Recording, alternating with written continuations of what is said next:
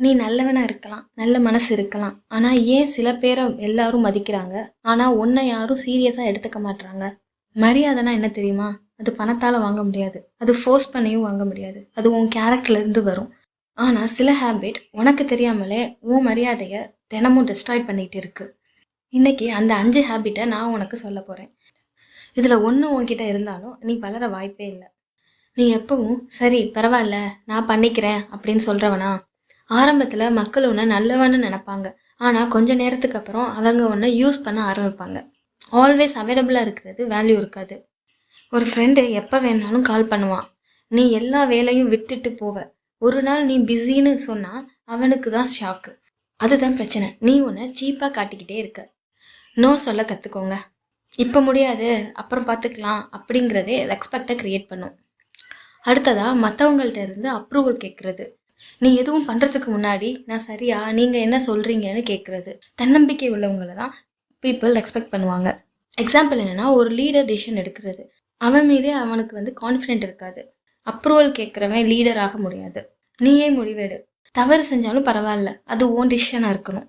அடுத்ததாக over explanation. சின்ன விஷயத்துக்கெலாம் நீ ஜஸ்டிஃபிகேஷன் கொடுக்குறியா? லேட்டாக வந்தால் லாங் ஸ்டோரி, ரிப்ளை இல்லைன்னா பெரிய எக்ஸ்ப்ளனேஷன். இதில் ப்ராப்ளம் என்னென்னா, பீப்புள் திங்க் பண்ணுறது இவன் கில்ட்டியாக ஃபீல் பண்ணுறான் போல அப்படின்னு. அதிகமாக பேசுகிறதும் ஒரு ப்ராப்ளம் தான். ஒரு எக்ஸாம்பிளாக சொன்னேன்னா, ஒரு பவர்ஃபுல் பர்சன் 2 லைன் தான் பேசுவான், அதே ஒரு வீக் பர்சன்னா 2 பேஜுக்கு பேசுவான். Short and strong communication. அடுத்ததாக சொன்னதை காப்பாற்றுறது. நீ ப்ராமிஸ் பண்ணதை பிரேக் பண்ணுறியா? People loose respect slowly. Talent இல்லாதவனுக்கு ரெஸ்பெக்ட் கிடைக்கும், ஆனால் ட்ரஸ்ட் இல்லாதவனுக்கு ஒருபோதும் கிடைக்காது. Respect equal to trust plus consistency. ஒரு ஒர்க்கர் டெய்லி லேட்டாக வருவார், ஒரு நாள் ஆன் டைமுக்கு வந்துட்டா பாஸ் ட்ரஸ்ட் பண்ண மாட்டார். ஒரு சின்ன கமிட்மெண்ட் கூட சீரியஸாக எடுத்துக்கோங்க. சொன்னதை செய்யலைன்னா நீங்கள் சொல்லவே வேணாம். அடுத்த ஹேபிட், எல்லாரையும் சாட்டிஸ்ஃபைட் பண்ண ட்ரை பண்ணுறது. எல்லாரும் உன்னை லைக் பண்ணணும்னு நினைக்கிறியா? இது ஒரு பெரிய மிஸ்டேக். நீ எல்லாரையும் இம்ப்ரெஸ் பண்ண முடியாது. நீ எல்லாரையும் ப்ளீஸ் பண்ண ட்ரை பண்ணுனா நீ உன்னை லூஸ் பண்ணுவ. அவங்க உன்னை ரெஸ்பெக்ட் பண்ண மாட்டாங்க. Be original, not accept by all.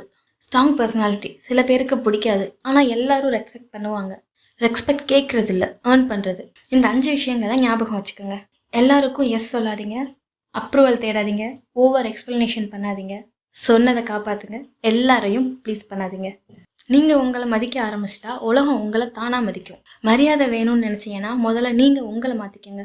இந்த சேனல் உங்களுக்கு பிடிச்சிருந்துச்சுன்னா சப்ஸ்கிரைப் பண்ணி ஷேர் பண்ணி லைக் பண்ணுங்கள். நன்றி.